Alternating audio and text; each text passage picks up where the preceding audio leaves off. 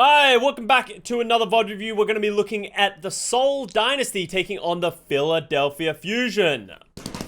This was supposed to be a bit of a banger of a match. Seoul have been playing very well. I predicted Philly, if I'm going to be honest with you guys. I thought Philly was going to do it. They've been playing well. I was a fan of the way that they were playing. It was unconventional with how much Xayah was being played, but Seoul kind of does the same thing. From what I've heard across the grapevine, because I haven't really watched this match too much, is that Philly just played at a snail's pace. Like, it was so slow. And I really hope that isn't too true. But we're just going to get into it and we're going to start having a look at it. Obviously, Seoul Dynasty get the win. Let's go. Let's go into it. Seoul disappointing their fans. Some things never change. 4, 3, 2, 1. Round 1. Capture the objective. I'm actually really excited to see how Seoul does against these other teams, because the only team that really plays a lot of Winston Anna in the West was the Houston Outlaws, and they got fucking boomed off the face of the earth. Alright, so they got 2U on the high ground.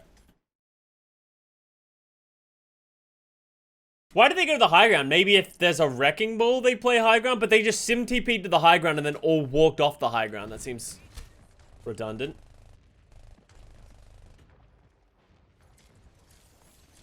Bonk.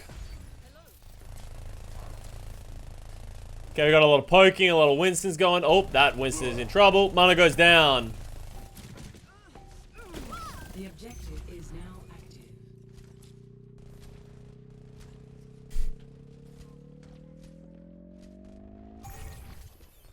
Did they have a good run once they can put Funny Astro back on the Lucio? Yeah, I think you can't really count Philly out in any meta, so I don't ever really count Philly out, but yeah, I was hoping for more from them in this Countdown Cup. Is Mono just dead again? Oh my god. Somebody help Mono, please. It's the second time he's just like tried to go forward, gets hacked, and just dies.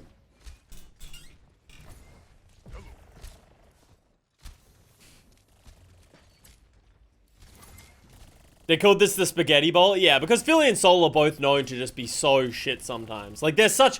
It's not like they're so shit. It's like so shit in comparison to how good we know they can be. They have so many great players on both of these teams, yet somehow they both manage to, like, do some really bad things. Alright, Mano's just terrified. He just walked out and then jumped back.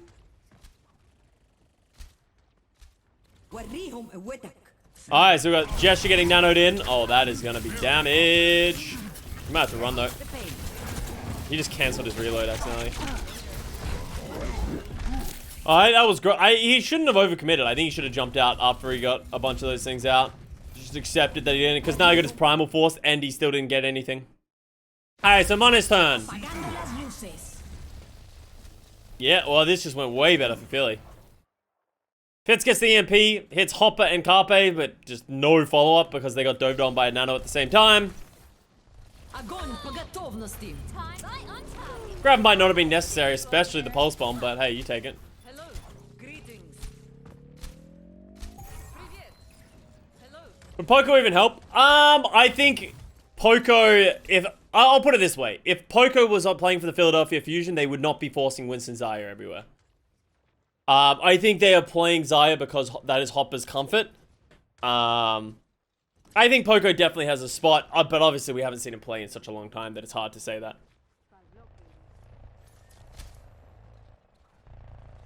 Poco went to contenders only out of necessity. How does EQO die? Who's the best tracer on Philly? I don't know. Probably Carpe. Oh, wow. Fitz almost lost that, but yeah. Fitz was camping EQO's Translocator. Rally v rally, so everyone's gonna do nothing because there's not a whole lot of damage. Oh, good sleep on the Gesture. Alright, that kill on the Gesture might give them a little bit of chance.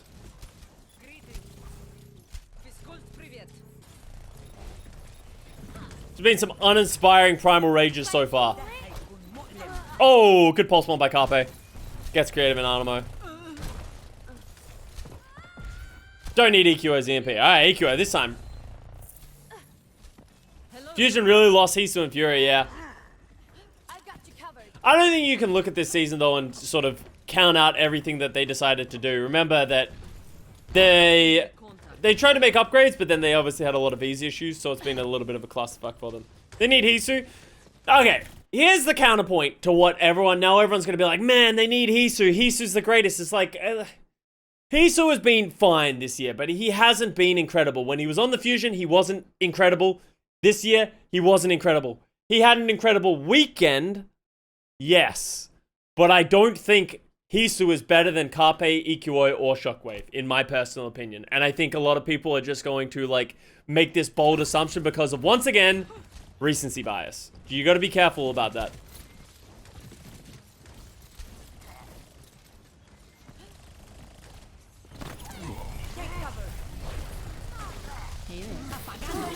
Oh, EQO has still yet to get an EMP off. He got lapped by Fitz.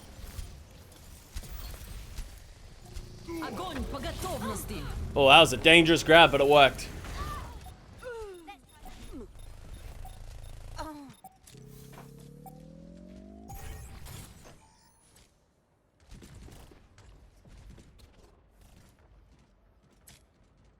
Why have EQO, Rascal, and Shockwave? Well, Rascal was only signed, right? Remember, Rascal was only signed when they found out that EQO and Shockwave were probably not going to be available to play. I'm right about that, right? Where it's like, it was originally going to be Carpe, EQO, Shockwave, and then Rascal came in last, like really late into the thing, probably because they knew that they weren't going to be able to play the other DPS. So the reason they have 4 is because of visas and stuff like that as well. So a lot of the things that raise questions about Philly now is probably because of the visa issues that they had historically. Fitz underrated? I think, is Fitz an MVP candidate? I feel like he definitely should be, but a part of me thinks that he isn't. Yeah, I feel like Fitz was kind of robbed. I think it's probably because of Seoul hasn't done that well as a collective, and he's overshadowed by Proper, but Fitz kind of fucks.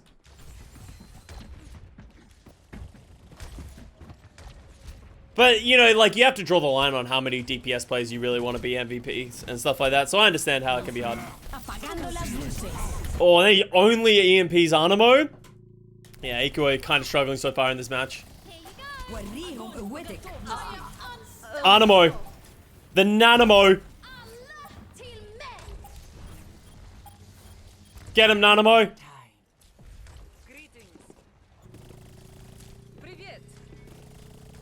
Okay, might be enough to get them over. That was... I didn't even see what happened everywhere else. I only saw the EMP. Apparently they grabbed and nanoed. And rallied. Alright, 1 second. Let's... Nano EMP. Wow. Alright, they solo grab Fitz. But then Gesture jumps into it. But it's probably not going to get him killed. Then Funny Astro gets the rally. He should be able to live with that rally as well, actually. That's nice. Feely just had so many ults in this fight. Prophet needs to go sicko mode with the pulse bomb.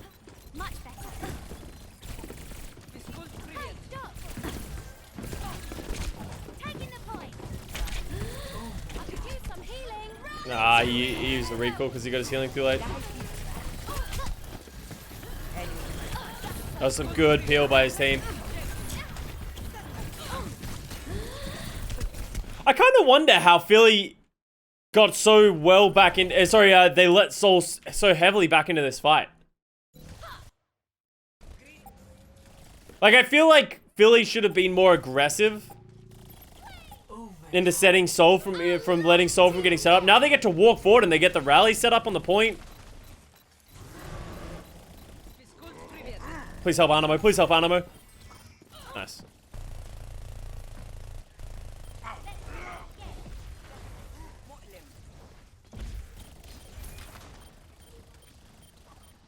Mano's dead. Oh, EMP. Good EMP. Yeah, it's just going to force them back. Oh, that's kind of a C9. Kind of not a C9. If they went to point, they were going to be dead. How many times did To You die? I have no idea. I wasn't paying attention. To You. 5, 4, 3, 2, 1. Round 2. My teleporter is online. Paddock, yes.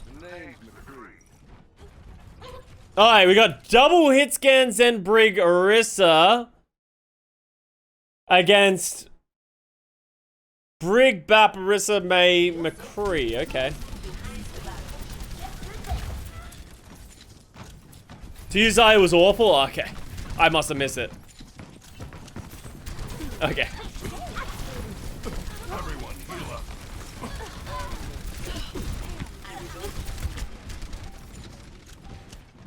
The objective is now active. Oh, how does alarm get caught? How did the So funny how shit goes down, and the alarm just didn't get the memo? Oh, he got pulled. Nice pull.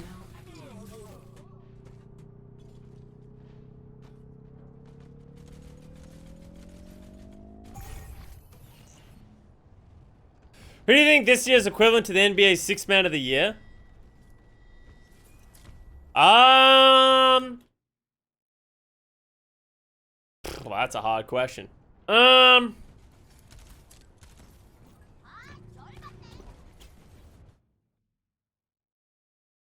of me wants to say skewed.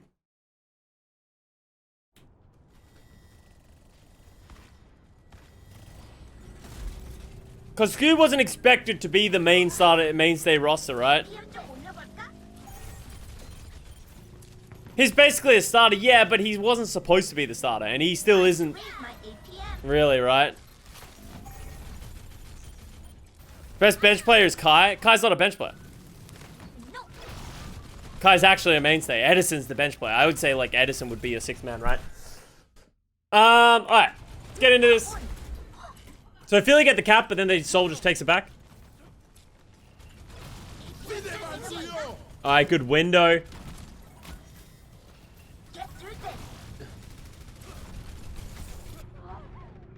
Kabe gets profit though. Yeah, I feel like Soul kind of like split themselves up there. I like the rally by Animo. I think the timing's good. They're just trying to slow the fusion down, right? While the sixth player comes back. Oh, nice boop on a mono.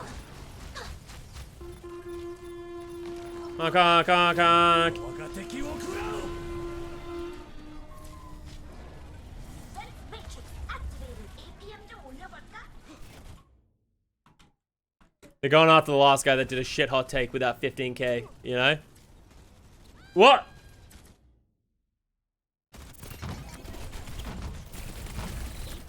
Ever get that feeling of deja vu?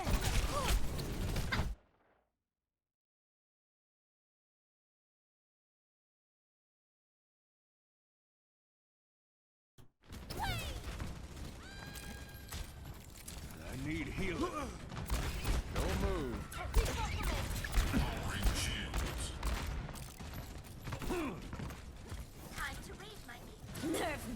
Alright, we got a deep bomb engage. Wasn't a very good deep bomb engage. So they got the rally from Funny Astro though. It's time. That's a good diva bomb by Hopper. Alright, so they get to 100% though.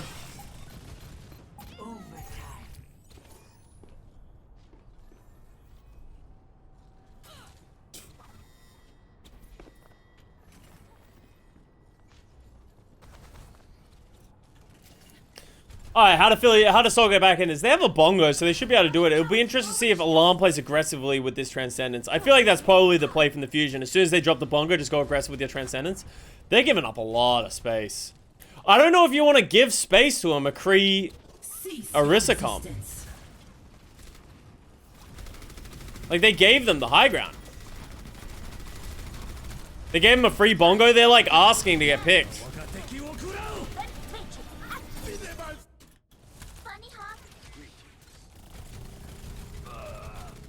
Gesture gets Carpe, and then the Transcendence comes out.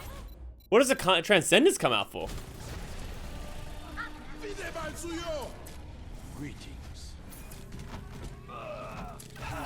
Oh, that wasn't a good Transcendence by Alarm.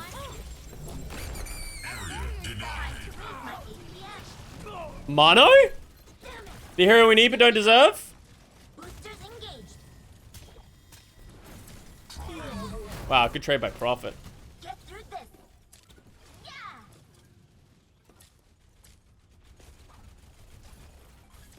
Is there a reason Fielder isn't on the MVP list? He's been #1 all season. I think it's because the MVP list has... is Hanbin and Fearless on it? I feel like the MVP list, they already have 3 Dallas players. Yeah, because Fearless, Sparkle, and Hanbin are on it, you'd need to take a Dallas player off of it to put Fielder on it. So it's like, who do you take out? I would take out Sparkle, but Sparkle's a fan favorite, so he's always going to be put on the list. It's the sad reality. But Hanbin and Fearless both deserve to be on that list, like 100%.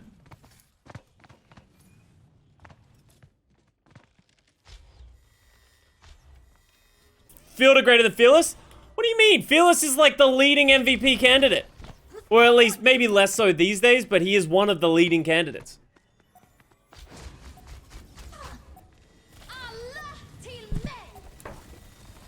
Fielder better than Harden? I don't agree with that. I think the tank line of the Dallas Fuel is the main reason that team is so successful.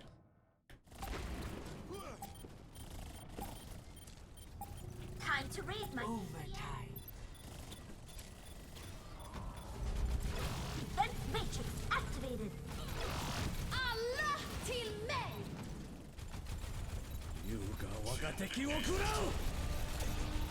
Alright, this is kind of like, it's been a weird round because Phillies just lets Seoul in and it creates this like weird thing where neither team is really engaging. Just a lot of people just like looking at each other funny. EQ against Prophet, big kill. EQ against Gesture.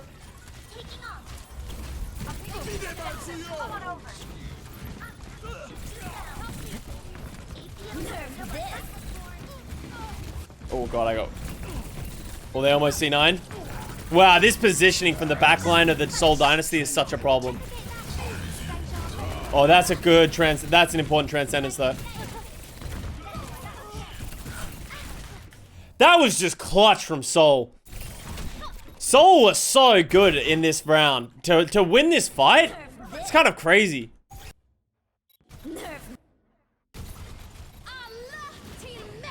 This is a 4v6, by the way.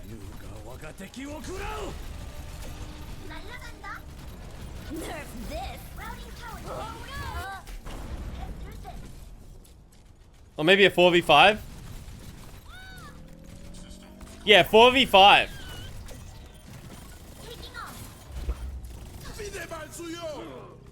Seoul didn't even really have crazy ults. I guess they have a few, but... I think they gave them too much space. I think they let them stay in here for too long. They didn't put pressure on the backline that allowed them to trade aggro so well. Like, Creative is just sitting in this room just fucking healing everybody and doing so much work. It's the first time Custa's ever said Seoul clutch something. Well, they did. It is the first time. Philly are very clutch though. Like Seoul are very clutch in certain times. It's not really that they're not clutch in certain matches. It's that they suck from match to match. Like Seoul on their best day, probably one of the best teams in the world. The problem is it just comes very few and far between. It decides if Gesture decides to show up to the game or not.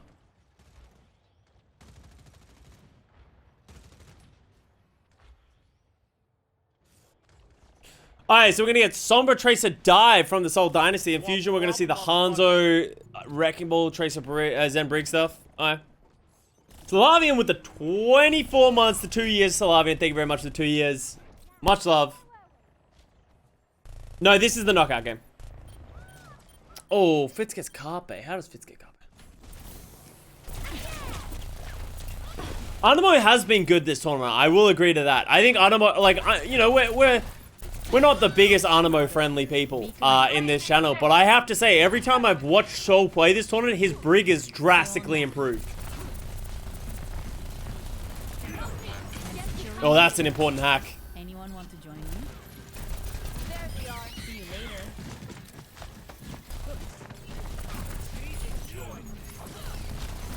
Fitz has been pretty good. Fitz has always been really good in my opinion.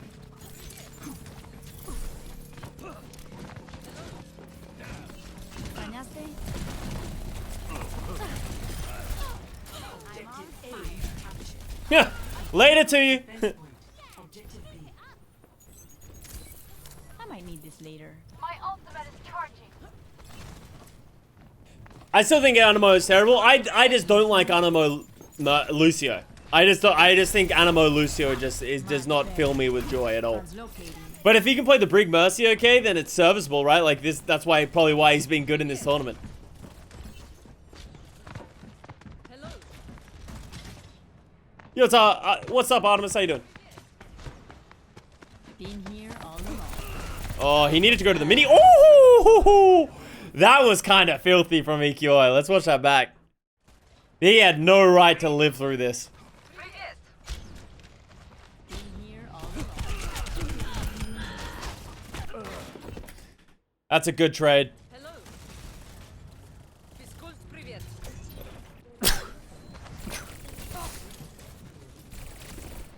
Literally one, yeah. No. Back in the fight. I think Prophet knows he just needs to be a threat here. This should hopefully give his team space to get in. Enemies on my radar. Fitz wanted that AMP, I think. Alright, they forced away the backline just by, like, existing there. Nice, clean.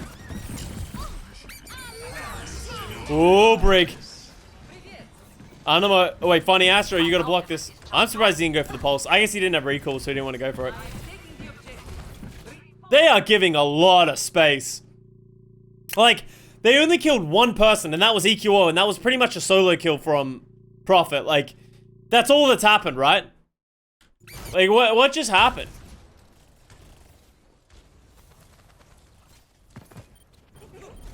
So they kill EQO. Oh, does he get baited by Fitz?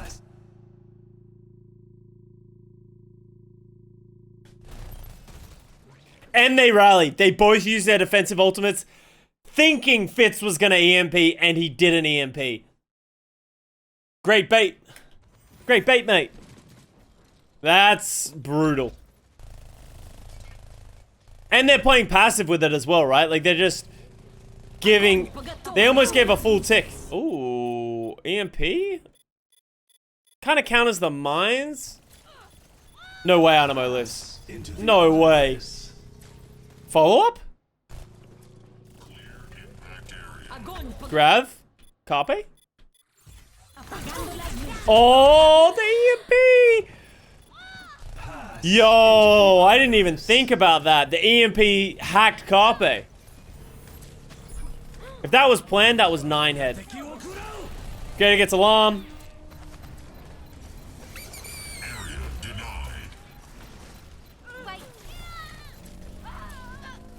Wow, well played by Seoul. Philly is playing very slowly. It feels like they're giving up so much free real estate. It doesn't feel like they're ever the aggressors right now. 3, Физкульт, привет. 1. Attackers incoming. Let's watch some gesture ball. Defend objective A. Who's the best team for you today? I think the team to win it is probably going to be Chengdu. Philly plays like the Justice. Yeah, in a way. I see what you mean.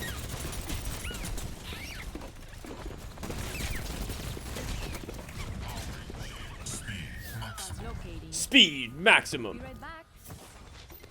Okay, so now Soul's giving you a lot of space, but Soul's allowed to give space, right? If you're playing the Tracer Sombra, you can give space because you want them to walk into your trap, so they can eventually dive. But Fusion are playing the Hanzo, so they don't want to give too much space, especially Hanzo Zaya. You don't want to give too much space if you're playing Hanzo Zaya. Because your Hanzo and Zaya just get backed into a corner and then don't get any value. Who do you think of the players? The players to watch that could be the star of the Countdown Cup. That's a great question. I think the stars of the Countdown Cup right now, if I was saying, I would say, probably the DPS line of the Seoul Dynasty to stand out. I would say Kevster on the Gladiators. Leave Junmu for the Chengdu Hunters.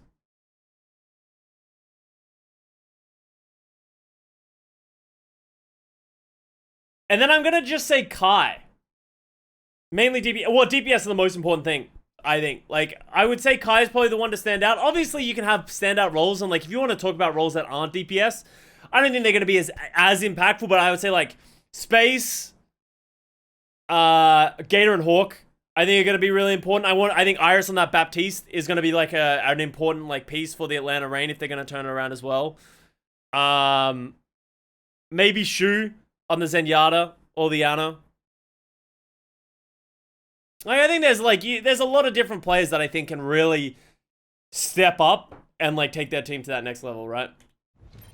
Amongst that, so everyone wants like these are the top 4 teams in the world, right, for the Countdown Cup.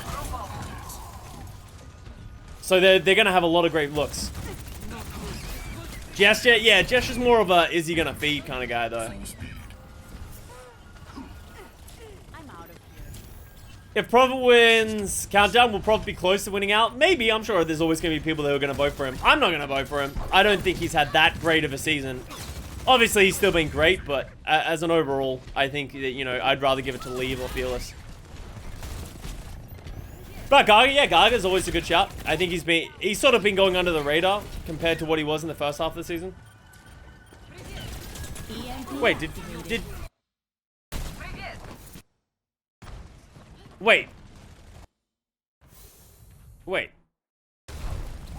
Yeah, EQO started on Hanzo. Okay. Started on Hanzo, died, and then went to Sombra. I was like, there's no way he has 25% ult charge 2 minutes into the round. No Lip? Maybe Lip. I think Leave's been better than Lip, though. Like, Lip, you can make an argument for Lip. I still say my that's a great EMP. My 3 front runners were Lip, Leave, and Fearless. I think, depending on how Leave does in the Countdown Cup playoffs, will be, in my opinion, how I'm going to decide how to vote for MVP. If Leave fucks in the Countdown Cup like crazy, I'm going to vote for Leave.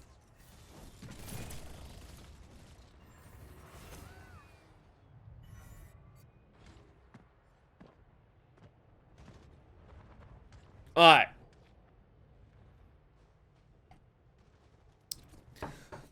So we waited 2 minutes, but then Fusion got EMP'd and died. Alright. Leave always fucks? Yeah, so I'll probably vote for him, right? Especially if Chengdu wins. If Chengdu wins the whole thing, I think it gives me more incentive to give it to Leave. Like, I think you can make arguments for Fearless and Lip that they both led their teams to championships. So I feel like if Leave does the same thing, then you can use that as a... There really do be not a whole lot of anything happening. Alright, so they're gonna rally to the mines. Alarm! It's gonna they rally Transcendence again. They got split by the mines, so they had to use it. So now, yeah, this is easy from Soul. You just Transcendence, keep everyone alive to live through all these ults, and then you use your rally after. Animo, I'm gonna need you to get rally. Pass into the iris.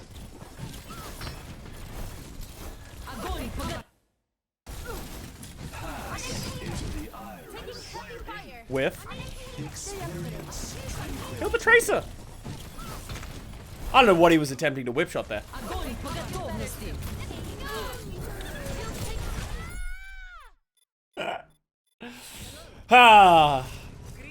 Where's Gray? He would appreciate that one. He bashed into the grab that he tried to bash the Tracer, who was throwing the pulse bomb into the grab. He missed the Tracer, bashed into the grab, and got killed by the pulse bomb of the Tracer that he tried to bash. 60 seconds remaining.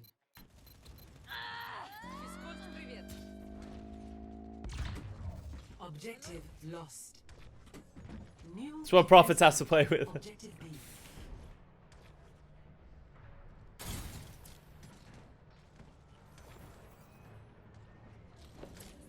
Can't win them all. All looks as polished. Yeah, this feels like a really disappointing showing from the Philadelphia Fusion because they were looking really clean.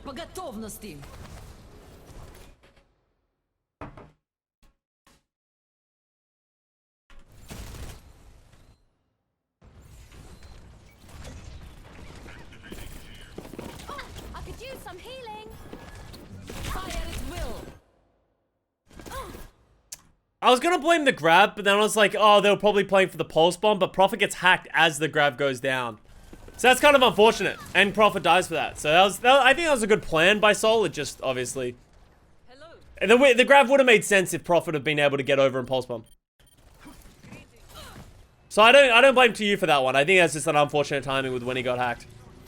Hopper's gonna be careful. He's very aggressive into an EMP. He's just gonna get run over. They're just gonna EMP and he's gonna die. Wait for it. Oh, Hopper got Prophet? Dude, Prophet's just playing Respawn Simulator. Dude, in Philly, you gotta go aggressive, bro. Like, let's do something here. Like, what was that? So let's watch this back, right? From, like, the Grav. Dude throws the Grav. They get the kill on the Prophet. Okay? They have the EMP. They gotta go. Like, they just gotta... You have the man advantage. You have an advantage. Oh, EQO went back. They need to just go. Like, they're taking too long. They're playing too slow. They don't even get a tick because of how slowly they're playing. Prophet literally comes back and ints again by the time that they go. And then, Prophet dies again, and EQO is back. And I don't know what EQO is doing. He has an EMP. They're getting picks. He needs to go in and use the EMP. What's he hacking? Individual hacking a thing. Just gotta go and get the EMP. Obviously, Anamo's rallying, but they have the player advantage. They just gotta go. And now, Fitz EMPs before EQO does, and then EQO dies. Like, they're just so slow. Especially where every advantage matters when you're playing attack on 2CP.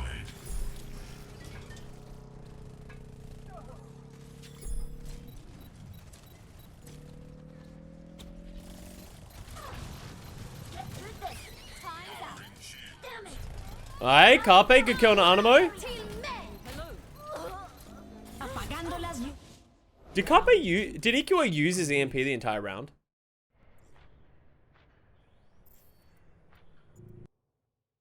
Work. Just because things work doesn't mean it's right.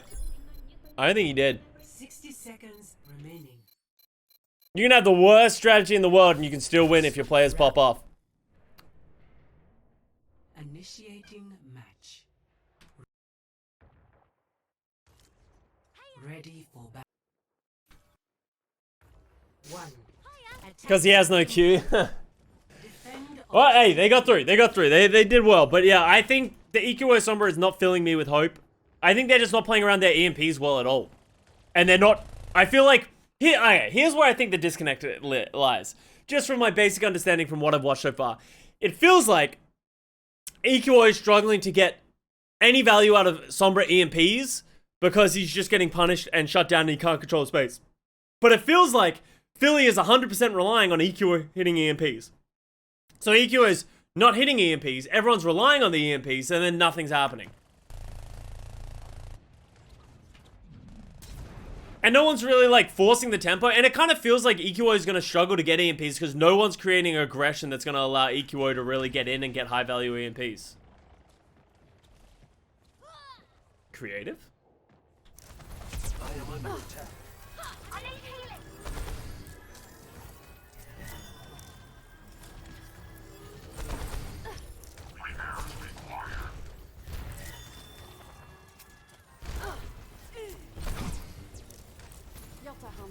Creative plays like 2020 finals, really? Alright, I'm hot for it. Enemy contact. Whew. My ultimate is charging. Open your mind. 60 seconds remaining. I need healing. I need healing. Oh, I would have thrown that at the Zen. Okay, like, this is just like...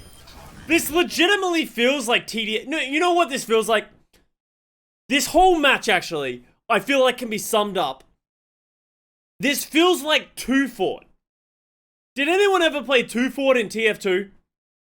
Where I feel like there's 2 people standing on opposite sides of that fucking bridge, and no one's doing anything. Everyone's just standing on opposite sides of the fucking map, just shooting shit. And no one really ever commits to try and capture the intelligence. Everyone just always is just fucking going for frags. That's what it feels like. Literally look at how everyone is distributed across this map. No one's diving or coordinating. It's literally just everyone's throwing shit from a while away and hoping they get picks.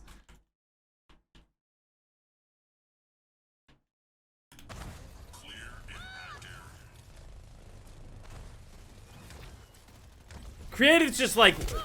And Creative is that one guy in the lobby of that 2-Fort game that's actually fucking good at the game. Because no one who's good at the game plays 2-Fort. But Creative is that guy who's like, I'm fucking bored as shit. I'm gonna go play some 2-Fort.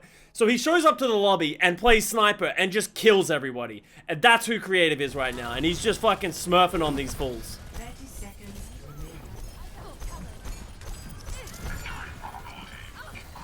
remaining. Animo! Much better. 30 seconds remaining.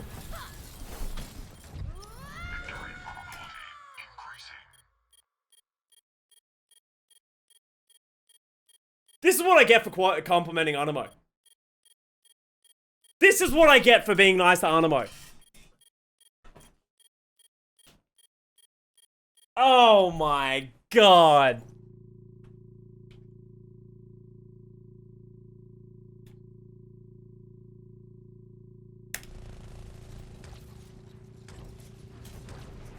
Creative, I'm gonna need you to kill 7 more. Iris. What is that transcendence?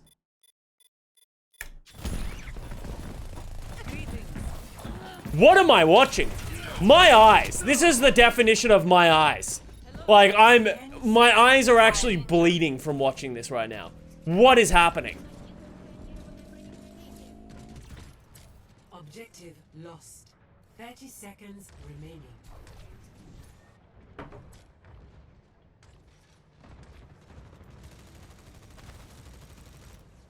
Apagando las luces. Whoa, okay, we're going super aggressive. I feel like the entire Seoul Dynasty team didn't know this was happening, except for Prophet and Fitz. Maybe Prophet and Fitz have just gone in their own voice chat at this point. They've been like, they're not gonna help us. We just gotta do this on our own, okay? Me and you, Prophet. Me and you, Fitz. We got this. Us as a unit will win this game. Gotcha. And they're in their own voice chat at this point, just winning the game on their own. Allah till men. Apagando las luces.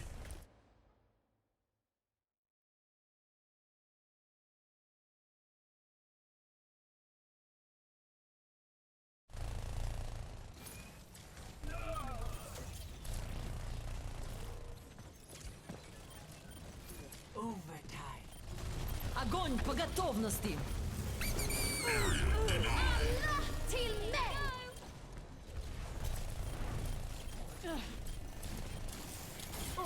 Pass into the Prophet has decided he doesn't want to lose the game. Let's try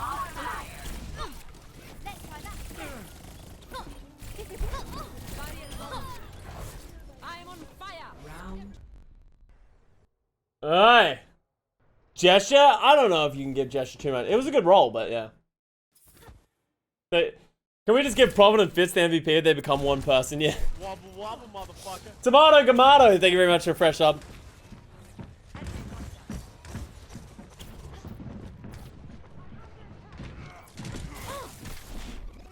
Ever get that feeling of deja vu?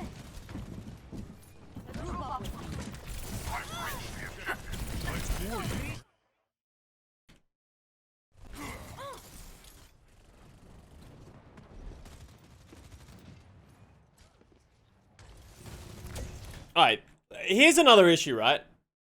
And I don't want to feel like I'm beating a dead horse, but EQO didn't come out of stealth. Like, no, it's not even just EQO, right? Their whole team didn't do anything before they dove. Like, poor Alarm and Funny Astro are just having to deal with the hardest dives of their lives. Fitz and Prophet are allowed to get into the backline. They're able to take this position for almost free. Gesture's able to walk up to this point without taking a shot and then dive without taking any damage. So when he dives, he's full health.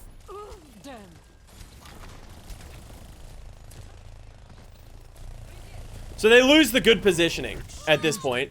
Oh, Carpe gets Prophet though, which is big.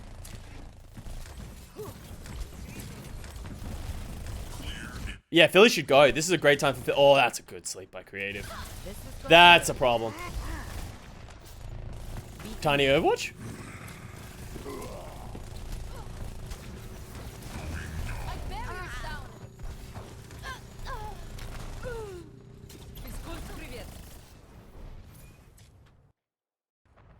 Alright. Here we go. Round 2. They should have the Nano Winston this time, so it should make it harder, but both the supports are actually coming up in support also.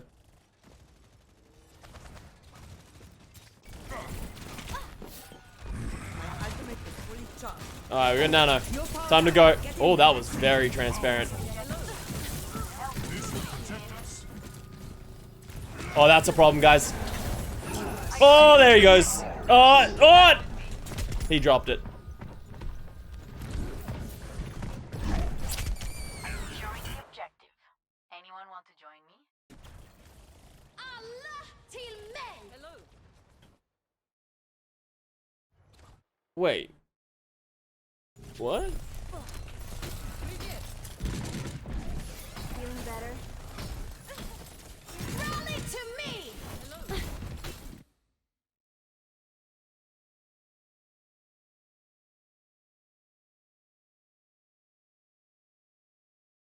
Is that a fat finger?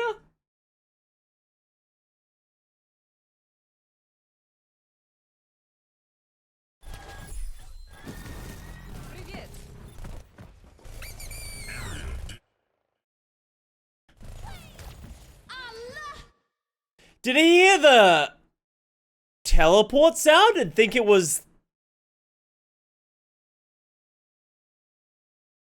He's trying to move forward? There's no way he presses this intentionally. There's no way.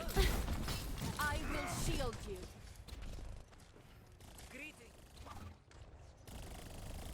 I'm starting to lose. Not gonna lie. I'm starting to lose a lot more faith in the Seoul Dynasty. And just these two teams in general. Watching this series. We ride at dawn. No, they ride right now. At like the middle of the night when no one's ready.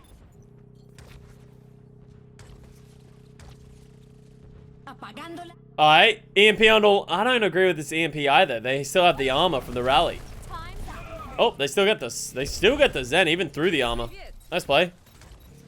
Alright, EQO EMP. Here we go.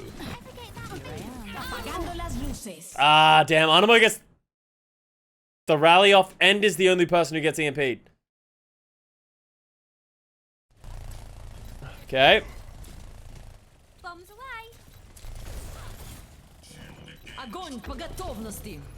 Oh, they got him. Nice grab. That was close, but they got it.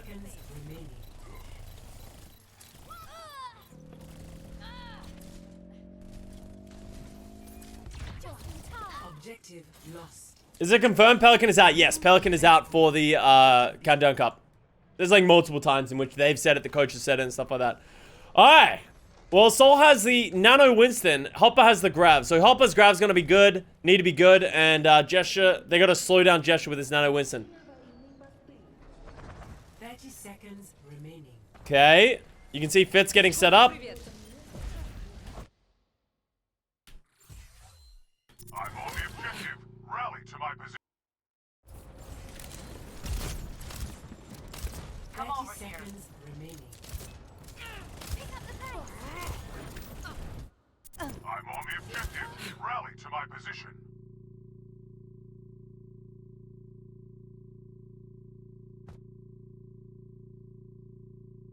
Why didn't he nano him? Am I missing something?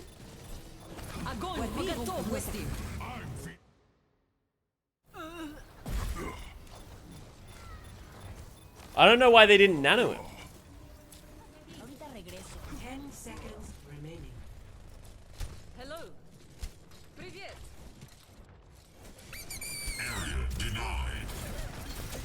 Overtime. Физкульт, привет. This is actually terrifying to look at. Look at that.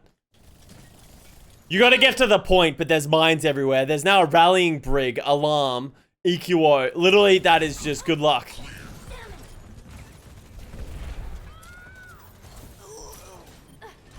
Hello.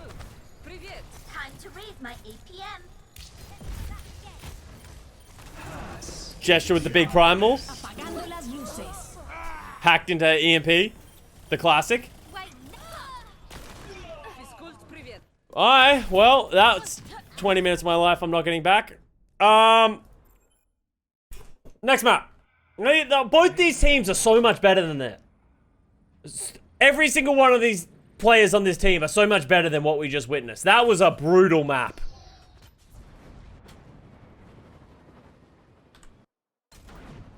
Ready. Ready. Defend objective. Someone's up for grabs big time, yeah. Honestly, the more I watch this, the more I'm like, well, Gladiators could come second, dude. Like, they could make it to the finals. Gladiators can beat Seoul if Seoul plays like this.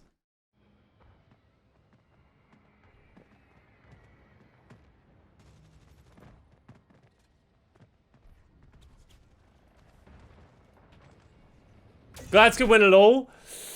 I don't know if Glads can beat Chengdu, but... Alright, we're gonna get the same comps. Alright, that's great. Let's go. This map will be better.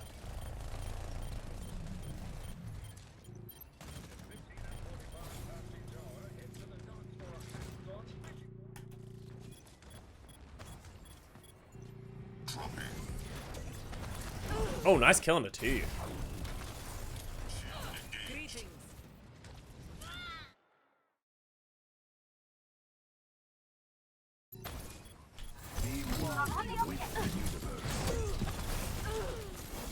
I'll take care of you.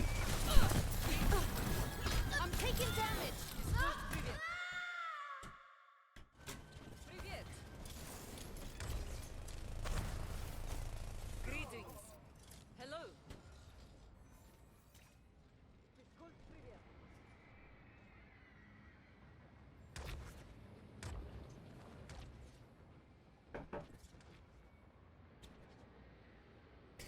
Noob. I haven't heard someone call another person a noob in a hot minute. No one calls anyone a noob anymore. Man, noob was such a good word. Fucking noob. Yeah, that's so weird. I didn't even think about it until right now. It's like boomer talk now, calling someone a noob. They do all the time in Plat, really?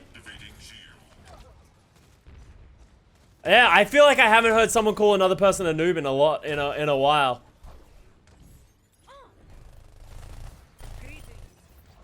Noob and not leaked. Yeah.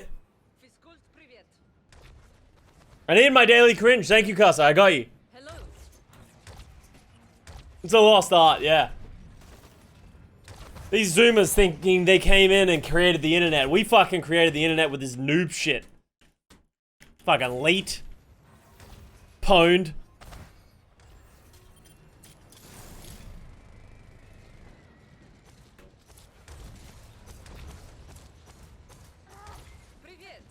What happened over here? Why? How did two Philly players die over here? Oh, so Mono gets hacked. So they chase Mono. Oh, EQO goes back to his translocator and they find him. And they get Carpe. Well, that was high value from Profit and Gesture. Wrecked was a good one, yep. So better sports could be estimated? Yeah, I think that's something that we could always say. I think Creative is a player that I was expecting more from this season, but haven't really seen it. As people said, they've been playing better. But Animo, I think Animo's a downgrade to Toby. And I think to you, they could definitely do better in the off-tank role than to you. And even main tank, I think they could find some consistency, right? Like, honestly, if they just build around Profit and they put like a ton of money into it and got some really good players, like they'd be in a good spot.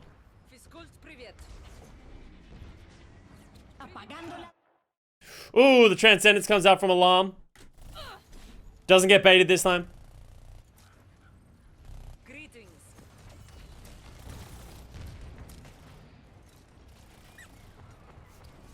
I feel like they're just different fights happening all over the place.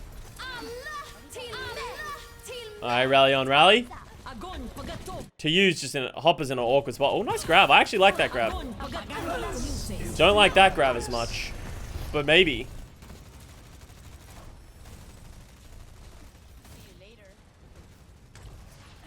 Alright, so everyone used all their defensive ults and everything. Literally no one has anything except for mines. You guys gotta trade mines now. And then everything will be balanced, as it should be.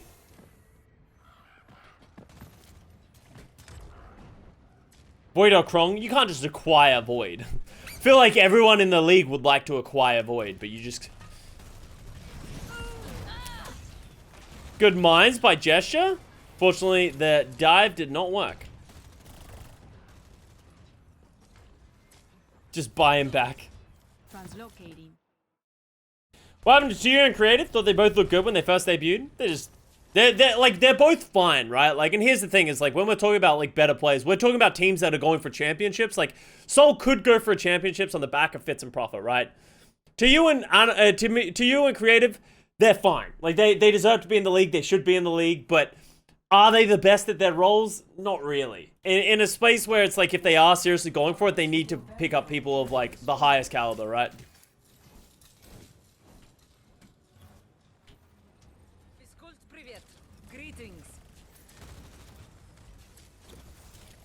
Or they need to step up, exactly, right? Like, or they need to be better. Carby gets caught.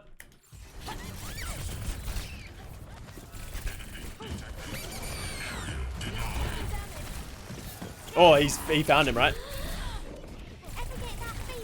Oh, the mines! If that was me, that I would have died. Okay, Transcendence to hold them through. We got EMPs on both sides. I think the person who wins this fight... Oh, that's a great pulse bomb. Never... What? Oh, nice bubble by Hopper. I was going to say, whoever goes first with the EMPs is probably going to win. EMP wasn't great from Fits, though. Oh, much better fit EMP from EQO. Well played. Well played by Philly.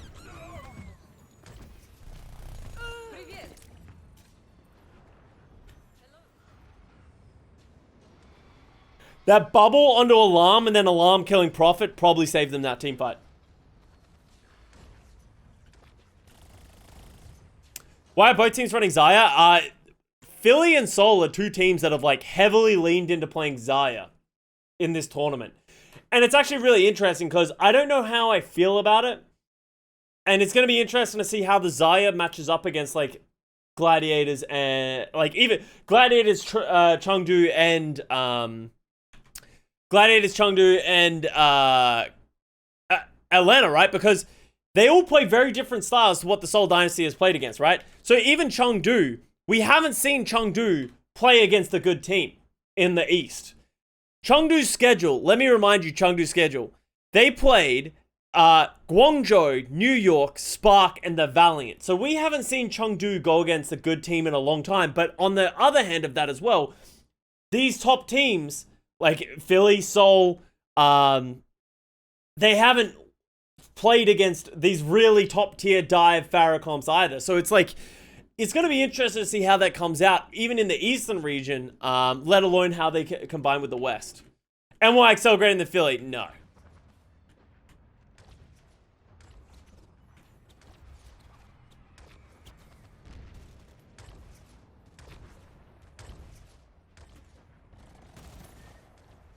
Seconds remaining.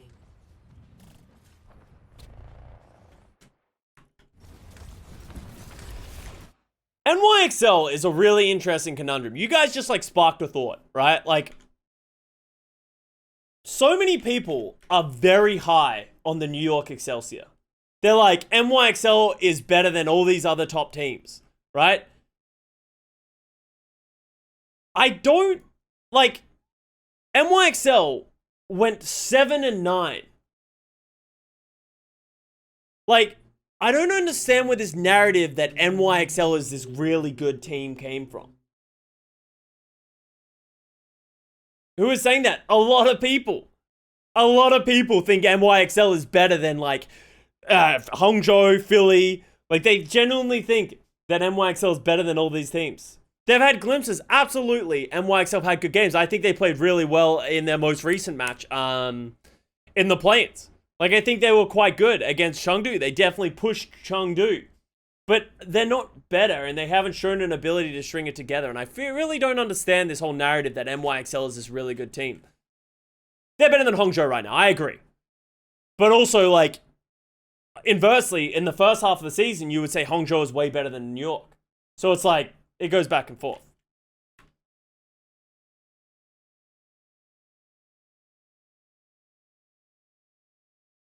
It's quite interesting that one of the first people that Jimmy followed on Twitter is you. Oh, God. Jimmy, if you're watching this, I actually really like you. I'm sorry.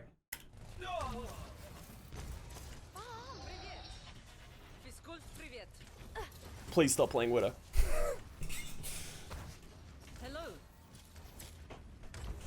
Did you follow him back? I don't know if he followed me. I haven't noticed. He probably wasn't verified, so it's like I only really get like notifications if a verified person follows me. Wait. Jimmy. Gonna need to be more specific. It's a lot more important Jimmys. Anyone know what is Jimmy N? Jimmy Enes? No. Is this Jimmy? No. Jimmy N 01? Jimmy N Let's go, Jimmy! Fuck yeah. We did it. In this house, we appreciate Jimmy. Worth.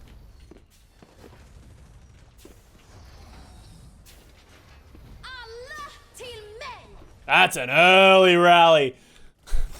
Animo, man. Come on. What are we doing here? Back on track. Very little time remaining. Rally to me.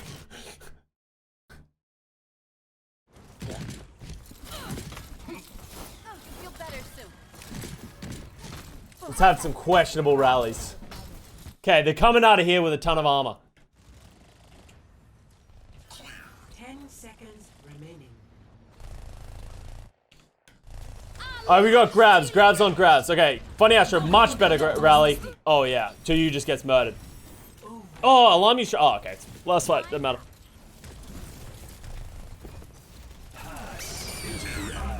That actually might have been such a heavy throw from... Oh, that's a good dive with the Transcendence, though.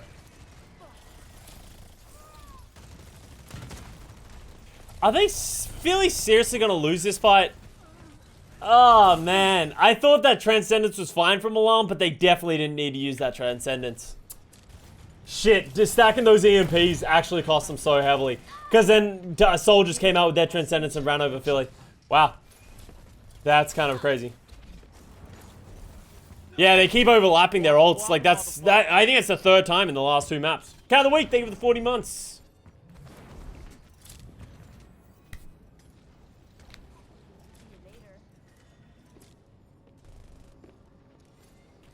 Holy 40, yeah. It's definitely at least the third time. EQO with the... Wow, he's a fucking ninja. Okay, let's go. EQO, EMP time. Alright, like, here actually goes back to, like, one of my points, right? Like, Philly Fusion have nothing in their ult bank, right? Other than the EMP. But instead of EQO setting up, like, does he get knocked out of his invis? I don't think he does, right? 60 seconds remaining. Like, I don't understand why he comes out and tries to individual hack. He gets himself into a point where he has to recall, and his recall is at spawn. So now, all of a sudden, Philly just doesn't have an engage window. Whoa! We're also very deep from the Seoul Dynasty going for their dive.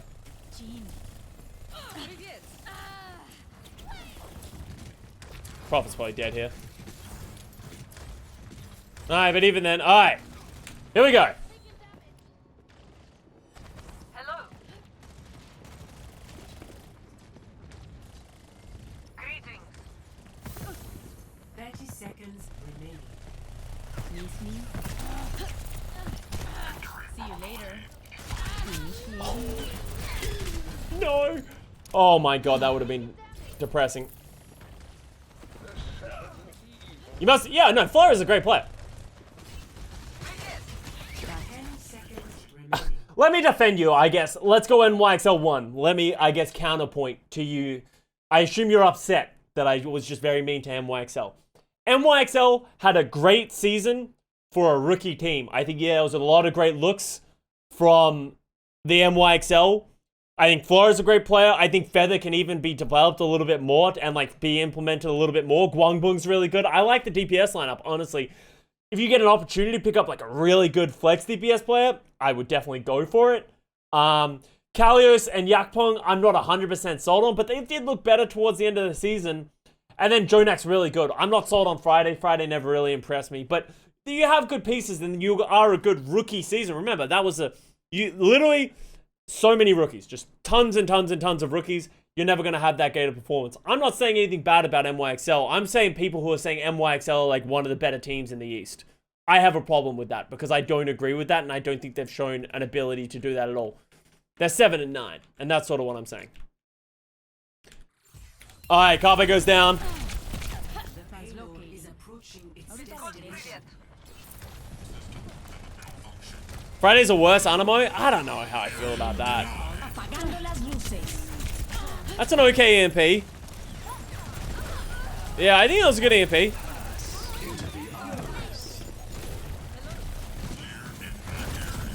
Nice hack on a gesture.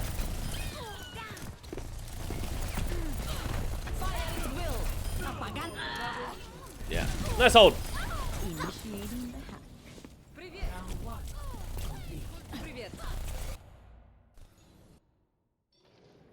How about Jimmy? Jimmy's not a 6th man.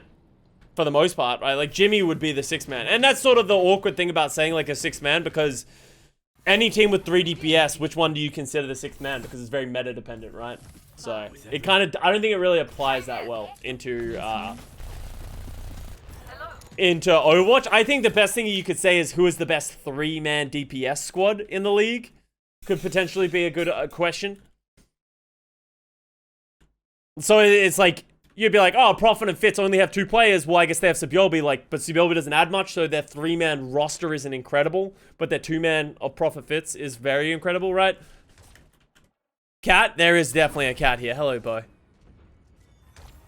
Atlanta? Yeah, Atlanta's a good shout. Like,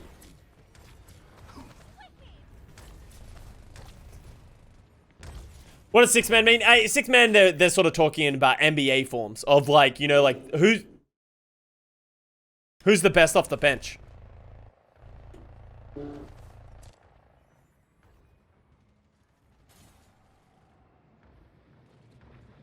So 7th man. Kinda, but like, as I said, it doesn't really apply to Overwatch. You gotta kind of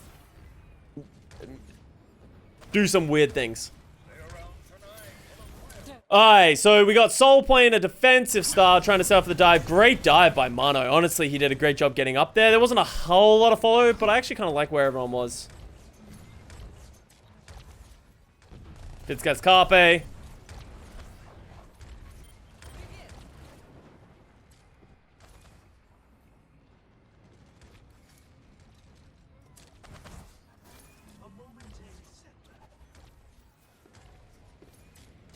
Carpe dying first a lot, it seems. Yeah. I feel like Carpe and Mano are sort of being left off to play on their own. Though, like, Carpe's trying to control space. Good hack on a gesture from Ikyo. Are they going to get the kill? Who has the hack on this? The Soul has the hack on this Mega. It's quite a bad play. Oh, actually, no, Philly are on attack. I thought Soul was on attack for all of a sudden, but that makes sense. We flipped the... Hey, we flipped the Overwatch. I was going to say, like, I don't know how Soul got that hack. That very much should have been Philly controlled. At least this early into the round. I'll talk about Toronto when I do their VOD review against the Atlanta Reign. That'll be happening tomorrow. Alright, so they're going to go in the room. They can't go too far into the room. Oh, Alarm gets creative. Damn. It's aggression right there. I like it. That's good aggression from Philly. That was very well played. They knew they had the advantage of the Transcendence. Go aggressive into the room.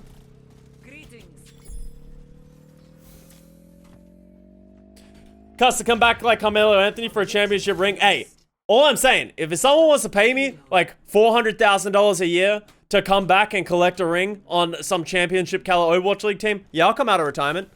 You know? I'll fucking come out and play some Mercy. But I don't know if anyone's gonna do that like they do in the NBA.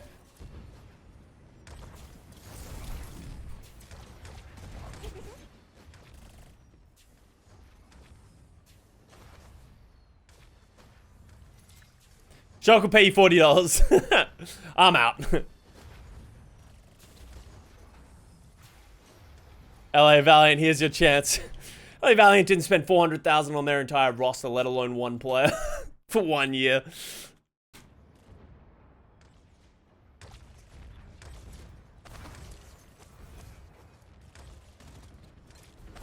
How does Gesture die? What if we pay you as a content creator? Yeah, they just can't be selected, Risto. I assume, right? Like, at least. But yeah. I assume they won't be. They're just grayed out. You can easily do that. Like, think of it like a workshop mode when you just, like, uncheck a hero. Oh, okay. We got an EMP from Fitz in the small room while they're ball down. Dude, Prophet and Fitz, man. Oh, that's a good counter dive by Philly. But that gave Soul a lot of space. That was definitely worth the EMP. That was a great EMP. Does Sebiobi ever play again? Not for Soul. We said this at the start of the season. Like, regardless of everything that happened this year, we said this at the start of the season, Sebiobi was never going to play. As long as Prophet and Fitz are on this team, Sebiobi will not play. It'd be very unique circumstances in which Prophet would play. I think they would more likely go Fitz on Tracer over they bringing Sebiobi in to play Tracer.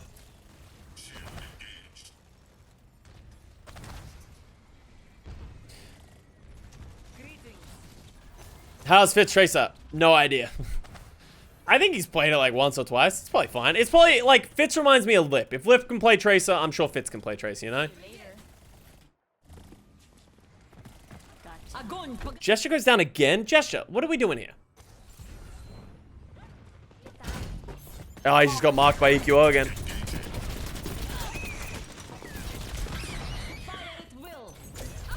That's a good grab. I don't think it's worth solo grabbing Fitz there.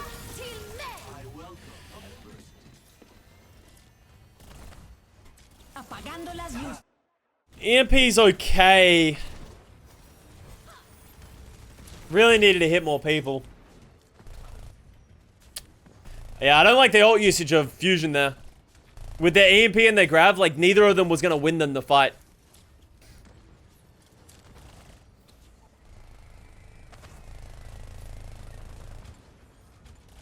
Didn't people say Sebiobi was a Tracer man who was the third best Tracer in Seoul? Yeah. But, like, the thing that people need to remember as well is that, like, we haven't seen Sebiobi play in a year. Like, you have no idea how good he is anymore. Like, you can't expect Sebiobi to just come back into the game and be 2018 vintage Tracer. Especially seeing as the game has grown so much since, you know, Sebiobi was really in his peak. Right? Like, what Tracers do now, like, the worst Tracer, like, I'll put it this way. If Dalton played the way he plays now and played back in 2018, he would be one of the best Tracers in the league. If not the best. And that's just goes to show, the same thing can be said about almost every role. Everyone has improved so much at every single role in the last few years that, and there's been so much growth that there's a bit, and that's why you see old players. People are like, oh, why do all these old players retire? They're not that old. It's like, they just couldn't keep up with the improvement of everyone. Don't be dissing my boy Dalton. Well, it's like, I think Dalton was a good example of like an average Tracer in the league right now. What a Silver 3 played in Season 1? There's obviously exceptions to the rule. Prophet gets caught. Aye.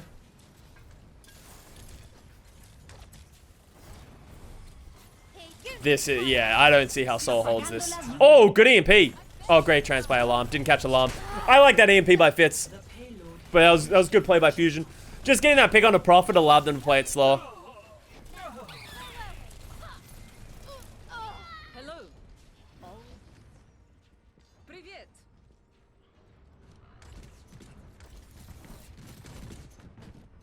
The game is about solving. I don't think the game has gotten more complicated, Major Fry. I think the game is like that. Everyone's just always going to keep improving, right? So as everyone keeps improving, the quality of play goes up and up and up. I don't think the game's gotten more complicated. The game, as anything, is the one thing that's kind of stayed the same. If anything, they've made it easier to understand because of 2-2-2 and all that kind of stuff, and like easier to like coordinate. It's just people getting better at the game. Like, individual mechanics.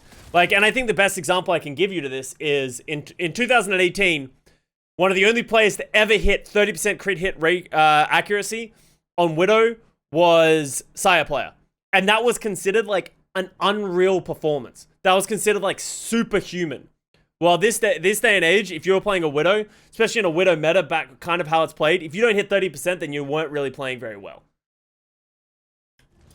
Like people hit 40% all the time.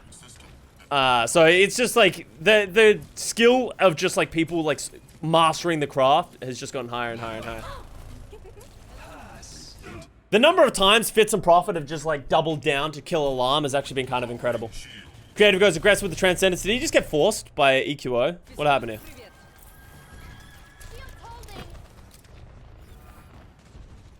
Well, Arns' crit hack. I don't think it was averagely 49%, but it was. He had some crazy games.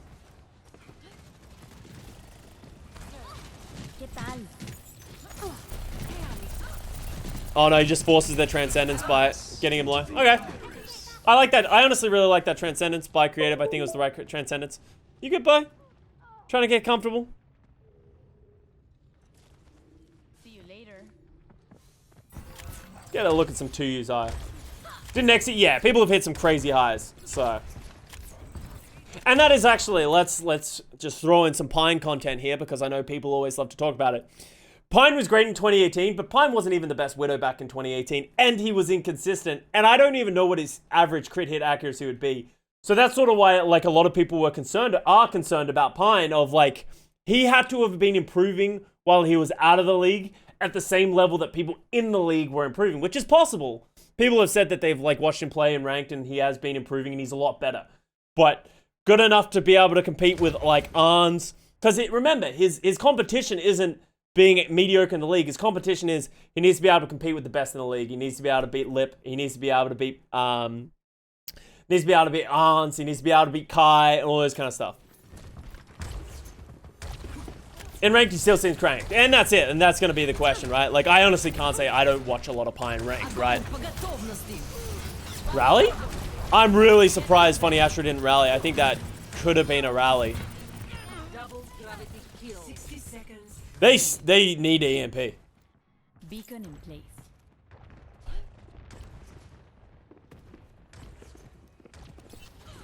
Pine's strength was never the 1v1. It's his unique ability to chain kills quickly.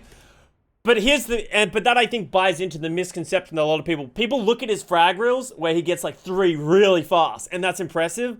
But remember, that's not happening consistently. That's happening very few and far between. And the thing is, he didn't do it consistently enough in 2018. And that's why I will always remind people of this. In 2018, when Pine was on MYXL towards the end of the season, Sabiolbi was the Widow player, not Pine.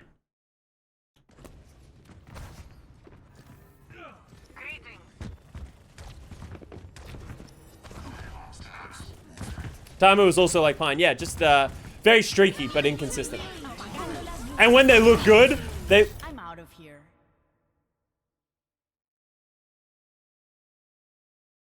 when they look good, they look good. That was not good. 30 seconds remaining.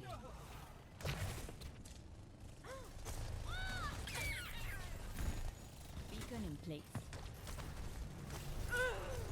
Bombs away. If you're Soul, I think you just give this fight and you just come in with all your ultimates next time. Okay, Soul, here's what we're gonna do. Okay, so just so we don't throw this, just gonna do this real quick. Animo, when everyone comes out of spawn, you're gonna press Q. Okay, everyone's gonna rally around you. Then Gesture's gonna go in and drop his mines to be a big threat. What's gonna happen is you're gonna apply so much pressure that hopefully Alarm is gonna use his Transcendence and Hopper's gonna go aggressive with his grab. But don't worry, by then, Creative's gonna have his Transcendence, okay? That will give you the advantage, you will out-sustain the opposition, and you will win this fight. Let's go.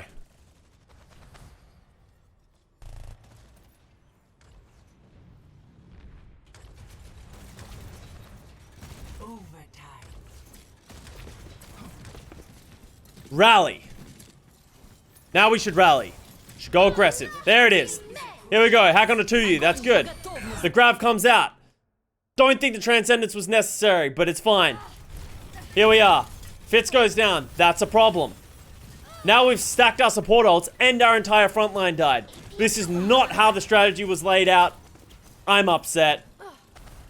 This didn't go very well at all. I don't even think they played that badly. Like, I think when creative used the Transcendence made sense. He probably could have held it in hindsight, but hindsight is king. But I think that's more just Prophet and Fitz dying on the dive.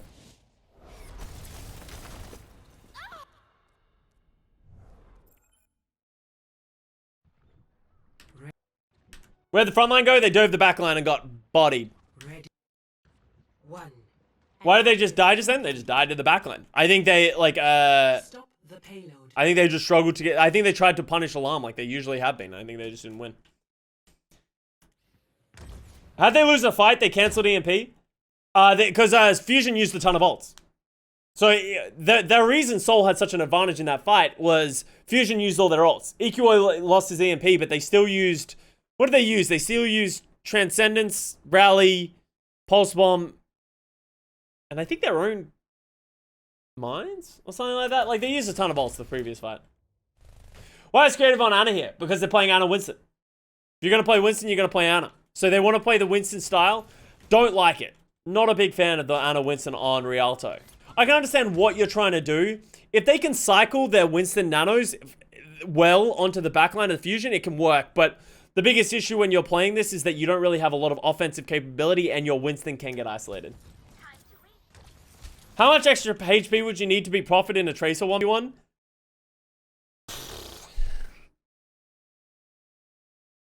$100?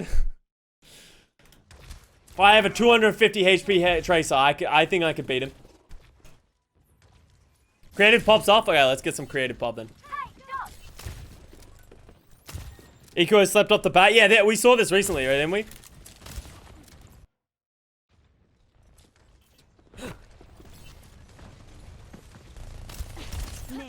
Oh, brutal. This will only hurt for a minute. I've seen worse. You're going to live. Yeah, and they look like, as I said, the Winston Ana can work. I think I really like it on Temple of Anubis, even Volskaya Industries, second point. I think Winston Ana can definitely work. Not everywhere, Houston, but you can work from map to map. And I think if Seoul have a good strategy of how they want to engage and play safe, I think they can definitely make it work.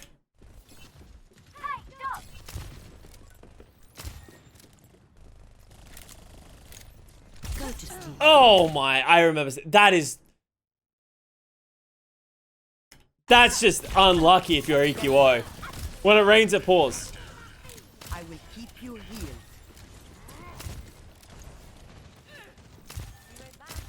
See you later. And here's what I don't like about this Winston Ana. I think if you play this Winston Ana, the opposition, the counter to this Winston Ana, in my opinion, is to play Pharah. I actually really like Pharah versus Winston Ana because I feel like the monkey just can't do anything. And it forces them to dive. Because you have a Pharah just consistently hailing down rockets, it sort of applies pressure to the Winston that forces them to go, especially with the Tracer Sombra. And then if you can do enough damage to counter dive their dive, then you just win. Watching your back. Taking damage. I'll take care of you. Show cats.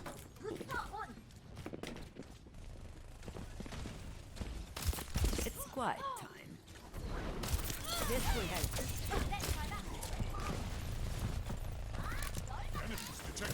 Need healing over here. Go. I'll keep you healed. This is going to hurt. 1 second. If you want a headache, keep looking at the camera. Going to be okay. Down.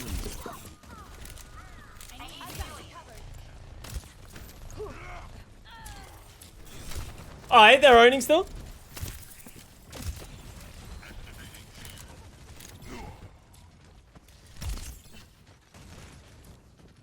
My ultimate is ready. You missed the sleep just now? Oh, sorry. Cat, I was distracted by Cat. Let me go back a little bit. This. How many lint rolls do you go through? Too many. Need healing over here. Go. I'll keep you healed. This is going to hurt. Earlier? Earlier? When was this fucking... I'll take.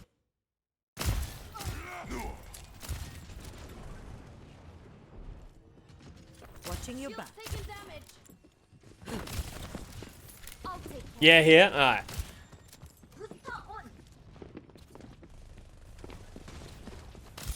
It's quiet time. That was just a guess. He didn't even know where Carpe was. Fortunately, didn't get the closeout. Oh my, that was a nice like predict. Just shoot it down the alley, hope for gold. Go. I'll keep you healed. Good peel by Mano, yeah. He could have easily abandoned him, right? You're going to be okay. It seems like 100% of the time, 20% of the time. You mean by like, by 20% of the time, you mean 3% of the time, right?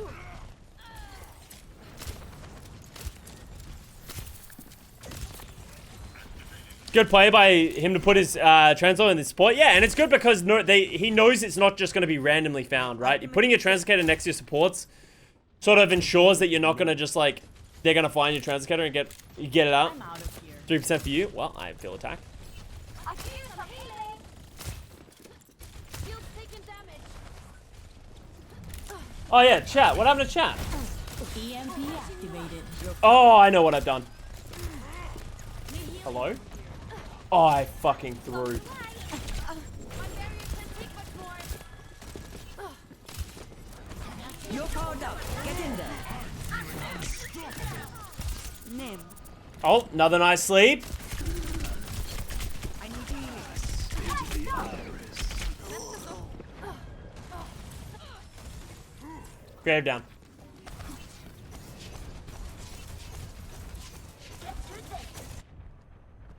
It'll take more than that to keep me out of the fight. I've got you covered. Chat, go wild. No, I'm looking. Apagando las luces. Alright, EMP. It's kind of unfortunate because they rallied at the same time. Someone help creative. Well, they found the carry. Alright, who's gonna pop off for the Seoul Dynasty? Wasn't a hard question.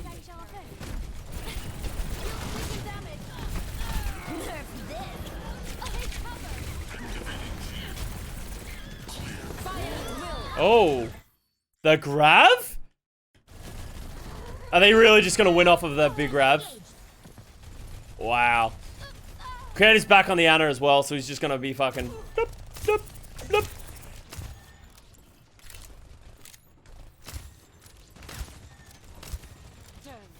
30 seconds remaining. Did people overrate Fusion because of 3-0 to the Dragons B team? No, I think like Philly was playing well. They were playing the same comps as everyone. I just think they're playing badly. They're not playing anywhere near like they played in these other matches. They're playing very passive. And I think, honestly, I would much prefer it if EQO just played Hanzo everywhere. If they just played this exact same comp, but EQO played Hanzo, it would work. I don't like to blame one player, but I think the Sombra is such a crucial piece in this composition. I think EQO is just struggling to get effectiveness out of his EMPs. It would be a really interesting statistic to see when EQO EMPs, what is their percentage win rate of team fights? Because I feel like it would be incredibly low. Plus, the number of EMPs that he has used has been incredibly low. He's literally just a Sombra diff. I feel like a lot of this match. Custa pointing out the EQO pitchfork. It's not really even a pitchfork. I just think it hasn't been very good. And I think you don't need to force the Sombra. I think a lot of teams have been making the Hanzo work very well. And EQO's Hanzo is filthy. So it was weird to me to see them sort of go die on this ship.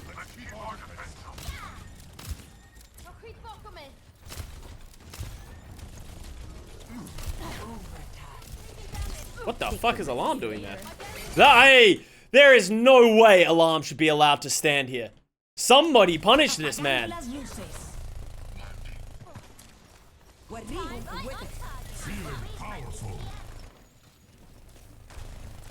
Funny.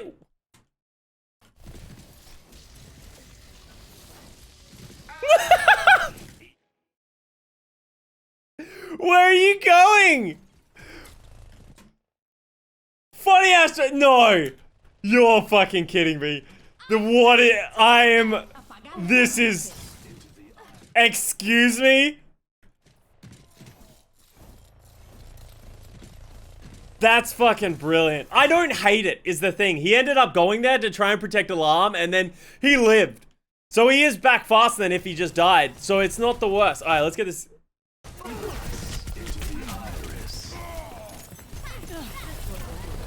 So I am gonna say this again, right? Like this is Ikuo is gonna EMP a rally again. I think he has to force it there again, but it's like it feels like every time Ikuo uses his EMP, there's a rally there. That's probably like a team thing more than just a him thing.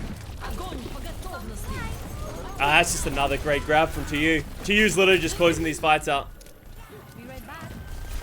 with these grabs. He's got so much value out of them. Translocating. Back off. Round 1 complete.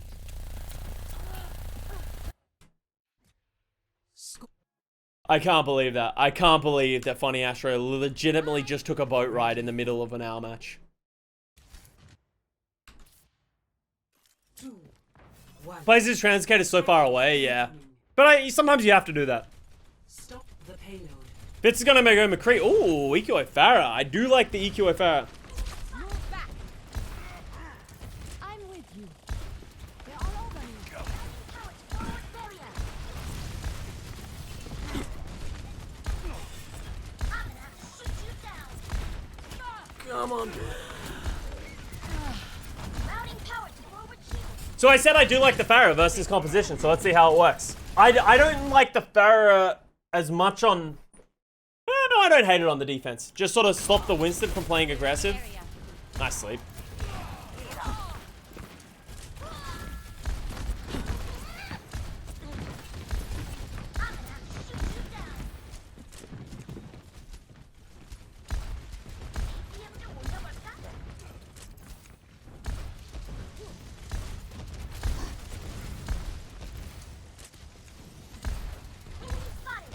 I am empowered. Where does it hurt? Not agree. Run. I don't... Yeah, I don't think they're getting enough done. Oh, they're gonna get funny. Oh, funny just got punished. That was such a good play by Seoul, just applying pressure. Don't brush. It actually worked. Alright, not bad. I think he needed to do the barrage there. Mono mines. Oh, Carpe gets it.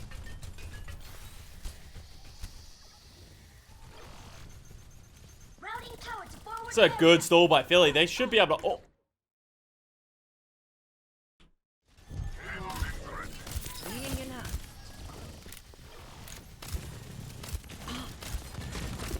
Oh, you look tired. Filthy!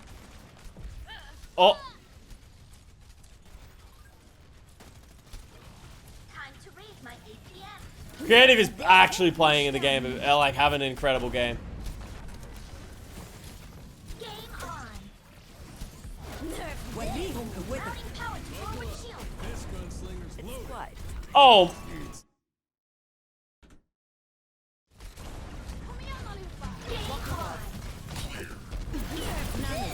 Routing power to forward shield. This gunslinger's loaded. All systems checked out. My barrier's down.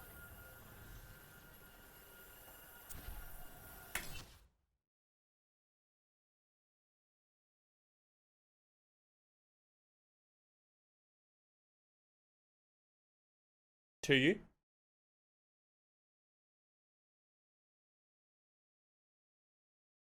Do you have anything to say to the class? Huh?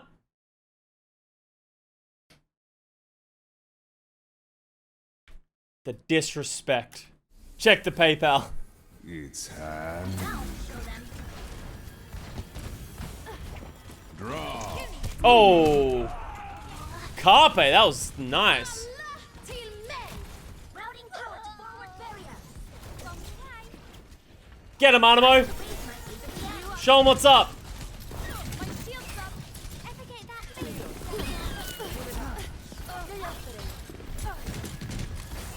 Oh, Balak. Oh, that was kind of unfortunate. Didn't get on the point. There it is. Ilios, let's go. Ready for battle. Starting on well. I'd be surprised if they started Pharah. This is not the greatest Pharah map. I am power. We don't see a lot of people play Pharah on this one.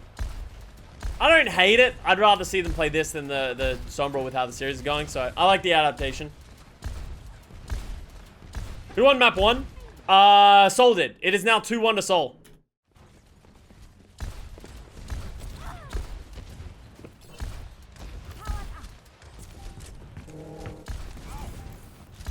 The objective is now Attacks on the objective. I will not waste this opportunity. Be right back.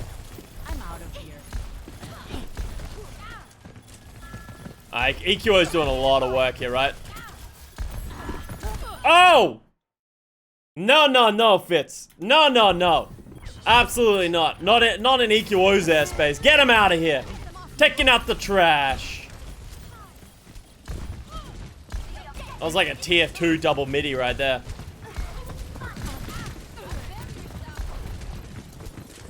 I don't know if my subconscious is telling me to play TF2 or what. Oh! Nice sleep.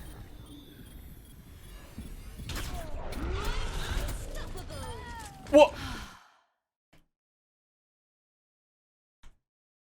Sorry, excuse me?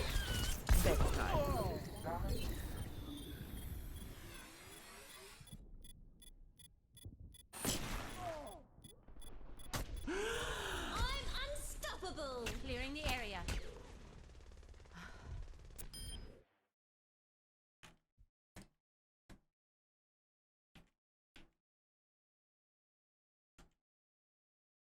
Fitz just got bodied. Damn, that was a crazy rocket from EQO. Here we go. Pretty lucky. Hey, luck is just skill that happens every now and then, but you can increase the chances of it happening by being good. Custa 2021.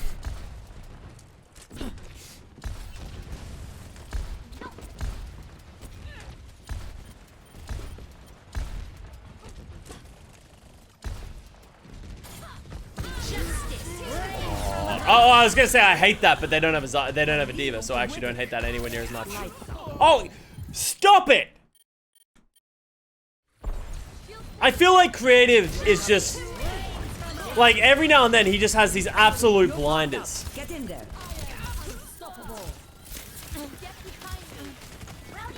I'm right about this, right? Creative doesn't always play like this. Creative's always I've seen creative have some crazy games, but he doesn't always play like this, right?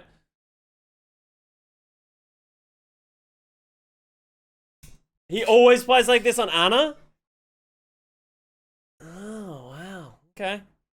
I gotta keep an eye on more creative.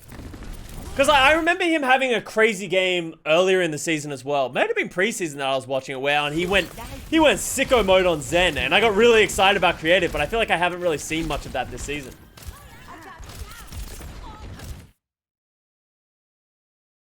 Fuck you, Tree. Let's get you back out there. Who put that there? Exactly. Oh, wait. I was like, wow, these rockets are going really fast. They have done negative things to deal with EQO. The only thing dealing with EQO right now is creative. Legitimately, the only person doing anything about EQO is creative. I will not waste this opportunity. Finally, Diva, yeah. Enemy seen. Not playing a Diva against the Pharah. And this is what I'm worried about for Seoul, right? Philly is by no means the best Pharah team in the world. But they just got bodied by a Pharah. And I think both to you and I had the same concern about Fusion is when they play against these really good Pharah comps, they're going to have to play Diva. You can't play Zarya against it. They're going to have to play Diva. And are they going to be as effective when they have to play the Diva in comparison to the Pharah? The Zarya. Avril called this the biggest throw they've ever seen. I don't think it's the biggest throw. I think they just underestimated the quality. Like, they just didn't respect the Pharah. is it. Like, we've watched EQO this whole round, and legitimately, not a single person has shot at him other than creative.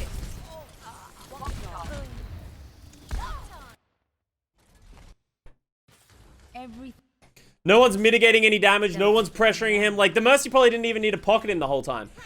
Alright, EQO is back on Sombra. Do not like this.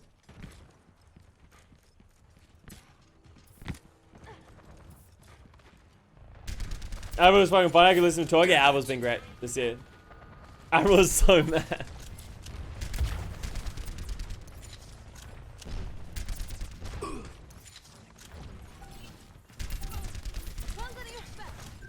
Can they shut it down with Kree Diva? Kree Diva generally, like, would do okay at dealing with the Pharah. At least you'd have someone holding him accountable.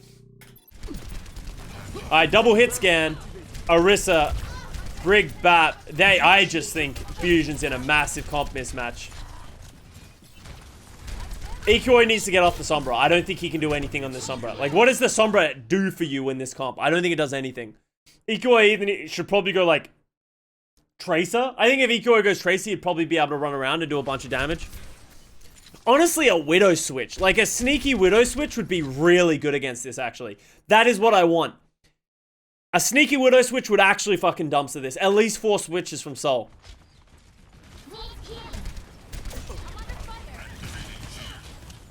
Because they don't have anyone that can apply pressure to the Widow.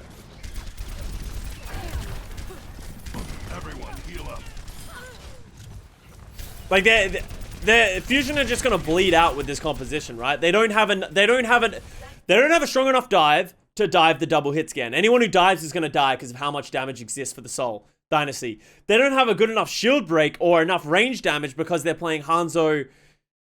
But they also don't have much healing because they're playing Zen Brig. I feel like their composition, it can work against another dive. I think this is a good comp against the dive, and we've seen a lot of teams play it.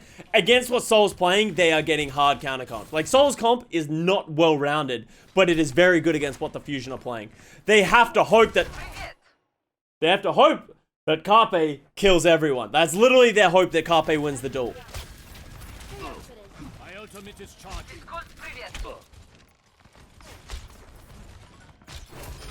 Whew, nice shot. See through the dragon's eyes. You are nothing. I don't know if I should be impressed or just angry at Hanzo. Why not both?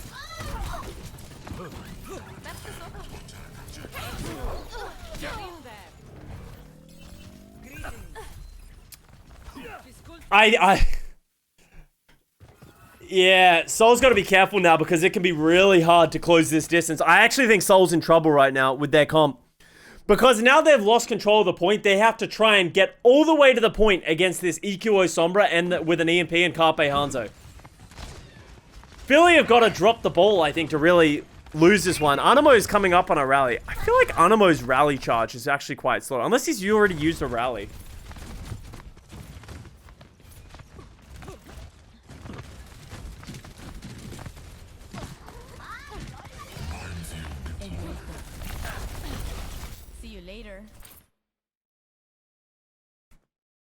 What ult are they going to use to stop them from walking forward? Routing power to forward shield. Till May. Hello. Defense matrix activated. Time to raise my APM. Apagando las luces.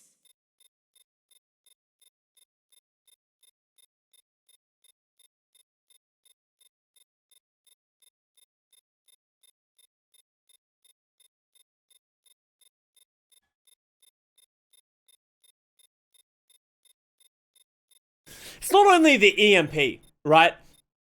It's not just the EMP that is wrong with what just happened, right? EQO came out without trying to EMP anyone. Instead of trying to EMP someone, he tries to, like, take on a Hanzo, but you can't ego duel a Hanzo with Sombra. So he just recalls. So that gives Seoul a ton of space. But Mono uses the mines as if they were going to EMP. And then they just give up all the space. I was just saying, it's really hard for Seoul's comp to walk forward, but they just give them all the space. And then they let them onto the point without, and now look at like how defensive, creative, Prophet, Fitz are. It's going to be almost impossible for them to get any value out of all their ultimates. Now they have to hope that Hopper hits the world's greatest grab. Mano's dead. Like, Seoul didn't even use ults to close that distance. It's not like Gesture used Bongo really early to sort of force Fusion away. They literally were even able to get the luxury of using their rally quite late, and they used it so late that Philly also felt like they needed to mirror the rally. So then they mirror the rally. Alarm now uses Transcendence after Mano gets hit by the High Noon. So now they don't have to do anything. Oh, now EQO's dead. Forward shield. Get through this. That was really bad. That was just like a freebie to Seoul. And now they have Dragon, they have Bongo, they have Diva Bomb. They have everything to deal with this Hopper grab and Dragon, right?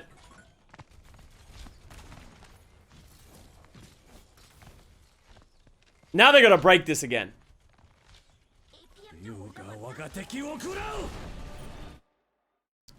Okay, we got the Dragon. Forcing the tempo. Alright, grab. We gotta get a big grab here from Hopper. I will shield you. Okay, Fitz gets found. Oh, it's okay. It's okay. Get through this. Okay. Matrix activated. Overtime. Time to raise my APM. Nerf this. Mega activated. Game on. Oof. Gotcha.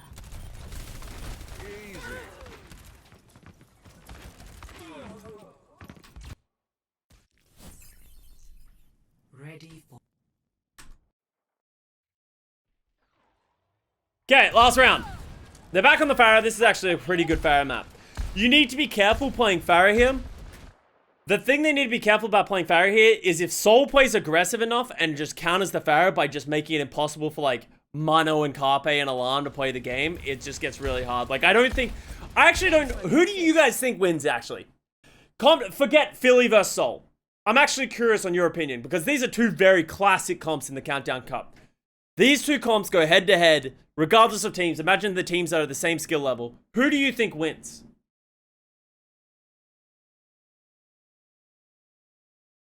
Who do you think making chat think? Depends. Yeah, I feel like it depends as well. Dynasty comp, Far Mercy. I don't know. I honestly don't know. This might actually be a very similar comp in the head-to-head. And it literally just comes down to how good both teams are playing at it. The flex support? Yeah, I think it comes down to how good the Pharah is, how good the, like, Ana is at staying alive in the Pharah comp.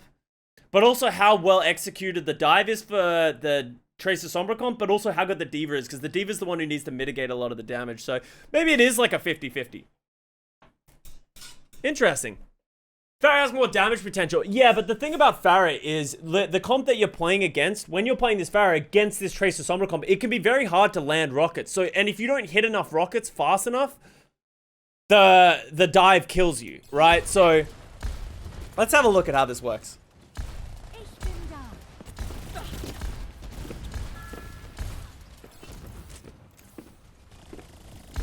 Because I used to think the Tracer Sombra beats the Pharah, but I don't know if that's always true. the objective is now Time to raise my EQO just needs to not die and keep making sure those supports stay humble, right? In that, he needs to, like, I think EQO should have already been looking back at creative, right? He should have gone in, take like one shot, and then come back and then deal with the Briggs End. Because I think allowing the Briggs End to come out of here and potentially get value can be bad. Alarm just murders creative, though. You don't need no Pharah. Whew, that was a rocket into orbit. Ugh. I am power.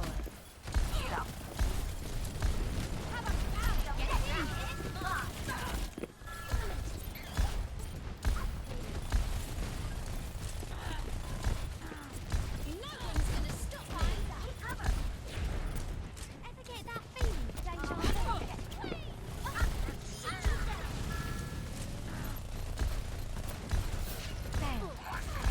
Yeah, and that goes back to my point that I made before of like, I think if Seoul are not doing that well against this Fusion one, they're gonna struggle when they go up against Chengdu. Like Chengdu is gonna, like Jinmu would have finished the game already, right? Like Fitz gets the EMP before EQA gets the barrage, which is kind of crazy. Oh, nice EMP into boot. Wait.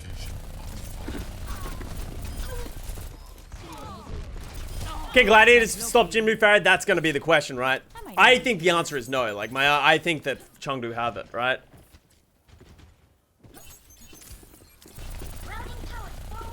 Oh, go hack their Mega as well. Oh, if he got the hack on their Mega as well, that actually would have been so important. I'm ready to rally.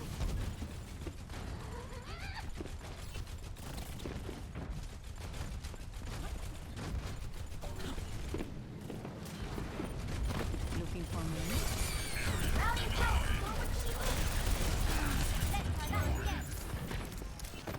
I like how much he's prioritizing health packs. Like, health packs, taking them away from the opposition and giving them to your team more consistently is actually so important.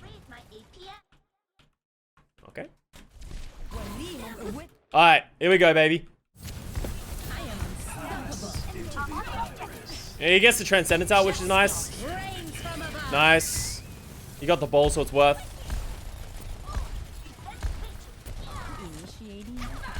I think he should be killing Animo more. Like, I think he could punish this Brig a lot more than he is.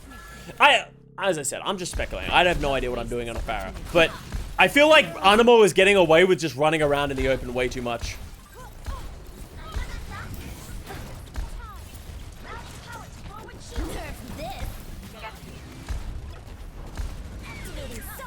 These fights are going so long and they just can't close.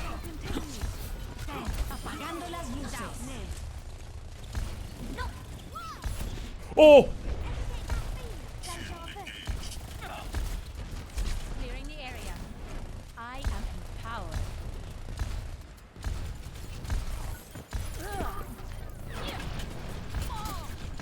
Matrix activated.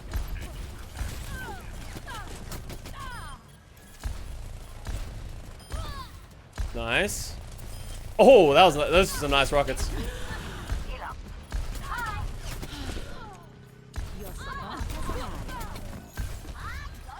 Alright. Is Carpe good on Tracer? I think Carpe's been pretty solid. He's got picked a couple of times early, which has been a problem, but I think Carpe's been solid. He hasn't been incredible. Like, he hasn't been, like, lighting up the kill feed, and his pulse bombs haven't been as good, but I think the whole team of Philly really struggled to, like, look alive this game. Oh, alarm goes down. Oh, if they get the translow and then they res. Oh, nice. Alright, now we're getting some EQO rockets. So the EQO we know and love. Healing stream engaged. Damage amplified. I will not waste this opportunity. Oh, is this Zoe catching in the Pred standing? She's one behind, right? Maybe. Like, as I said, like, Preds are, like, go back and forth, right? Anything could happen this weekend. Johnny's not gonna win. You're powered up. Get in there.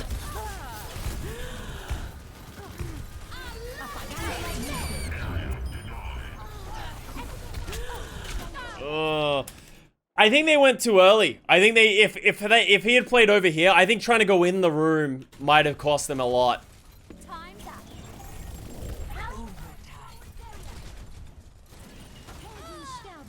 Pass into the iris.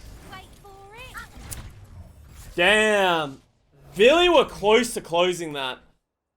I think the EQ with Pharah was fine. I think it's a better look than their Sombra. Like, I would much rather see him on the Pharah than the Sombra. I agree that he wasn't closing kills enough, but I think it was fine. Like, I think it was good. Yeah. I would say just the thing that really hurt Fusion so much in this game is they just couldn't get EQO Sombra to get value as an overall team. It's not even 100% on EQO. Just like they couldn't get EMP value. They weren't playing, like, they weren't giving each other enough space. It kind of like everyone was taking like solo duels and like just not really working out for them. Seoul looked pretty good. I'm not 100% sold that Seoul's going to be able to beat Chengdu or Gladiators at this point, but we'll see. Like, obviously, Seoul plays a very different style, and we actually have a lot of different styles coming up into this upcoming run, right? Like, Seoul's playing a lot of this Zarya, Tracer Sombra. Gladiators play a lot of everything, but they very much leaned on the Tracer Hanzo in their most recent match.